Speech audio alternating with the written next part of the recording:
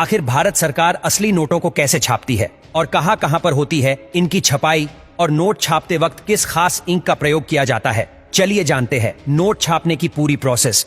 भारत में नोटों की छपाई के लिए कुल 4 प्रिंटिंग प्रेस बनाए गए हैं, जो कि नासिक, देवास, मैसूर और पश्चिम बंगाल में साल्बोनी में नोट की प्रिंटिंग का काम होता है।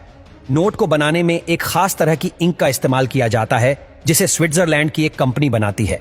ये कंपनी सिर्फ भारत ही नहीं बल्कि और भी कई देशों में इंक का एक्सपोर्ट करती है। अलग अलग नोटों की छपाई के लिए अलग अलग तरह की इंक का इस्तेमाल किया जाता है। इन नोट्स के लिए जीस पेपर का इस्तेमाल किया जाता है। उसके लिए एक मिल भारत के होशंगाबाद में है, जहां पर नोट्स और स्टैंप्स के लिए पेपर तैयार किए जाते हैं। लेकिन अभी भी भारत में ज्यादातर नोटों का इस्तेमाल किया जाता है, उसके लिए पेपर जापान और यूके से ही मंगवाया जाता है। अगर हम आरबीआई के आंकड़ों को देखें तो आरबीआई का यह कहना है कि 80% नोट अभी भी विदेशी कागजों पर ही छापे जाते हैं। इन पेपर्स में 75% कपास यानी कॉटन और 25% लीलन को मिलाया जाता है। कॉटन और लीलन को अब बड़े बड़े बुंडल में पैसा बनाने की फैक्ट्री में लाया जाता है, जहां इन्हें एक बड़ी मशीन के जरिए अच्छे से आपस में मिक्स किया जाता है। अब कुछ समय के बाद पानी अलग करके सूखे हुए मिक्सचर को एक दूसरी मशीन में डाला जाता है, जो इस मिक्सचर को बड़े बड़े थिन शीट्स में बदल देती है। लीजिए, नोट छापने के लिए इस्तेमाल होने वाला पेपर तैयार है। अब इस पेपर को भारतीय नोट का रूप देने के लिए इस पर प्रिंटिंग करनी होती है, जो कि बहुत सोच समझकर की जाती है। आर्ट वर्क, ग्राफिक डिजाइन और सभी सिक्योरिटी फीचर्स को मिलाकर एक परफेक्ट नोट इसी स्टेज में तैयार किए जाते हैं।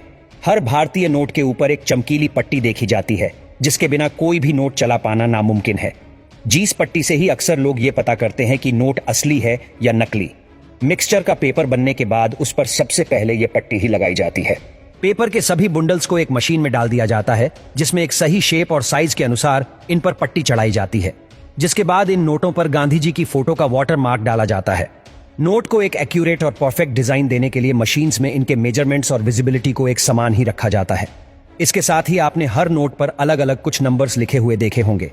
दरअसल वो नोट के सीरियल नंबर होते हैं, जिसे छापते समय बड़े ही ध्यान से एक ही सीरीज में डाला जाता है।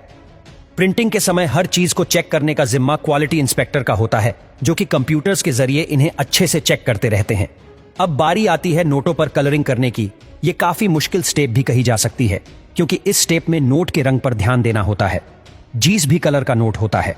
उस कलर को एक बड़ी सी मशीन में सही क्वांटिटी में जरूरत के अनुसार मिला दिया जाता है। क्वांटिटी पर ही नोट का कलर निर्भर करता है, और इसीलिए कलर्स का सही क्वांटिटी में होना बेहद जरूरी होता है।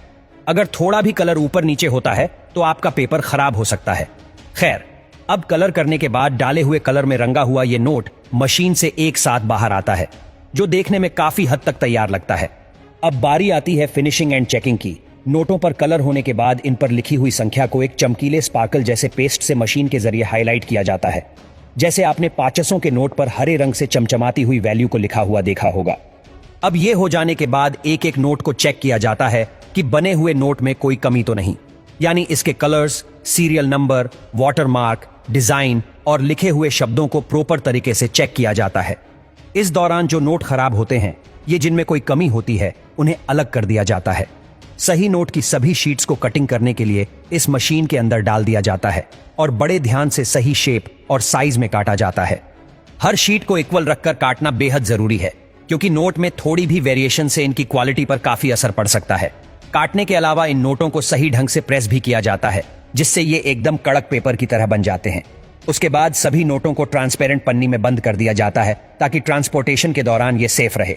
अब एक एक करके क्वांटिटी के अनुसार इन्हें अलग अलग गत्ते के डिब्बों में रखकर बैंक्स में पूरी सेफ्टी के साथ पहुंचा दिया जाता है।